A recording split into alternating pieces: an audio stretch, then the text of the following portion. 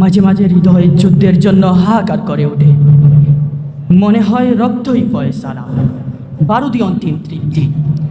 আমি তখন স্বপ্নের ভেতর জেহাদ বলে জেগে উঠি।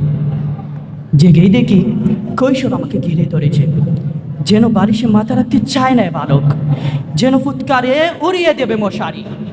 মাতৃস্তনের পাশে দু চোখ কচলে উঠে দাঁড়াবে কনি।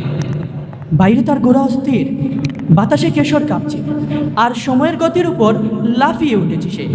না, এখনো সে শিশু।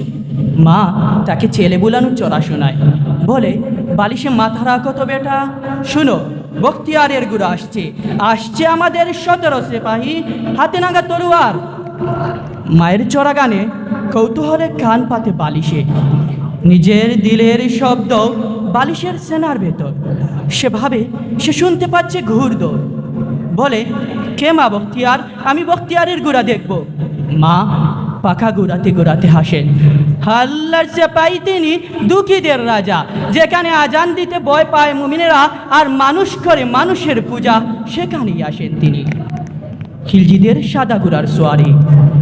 দেখো দেখো, জালিম পালায় খিড়কি দিয়ে, দেখো দেখো। মায়ের কেচ্ছায় ঘুমিয়ে পড়ে বালক। থলোর বেথর শকরের শব্দে স্বপ্ন তার নিশে নুরায়।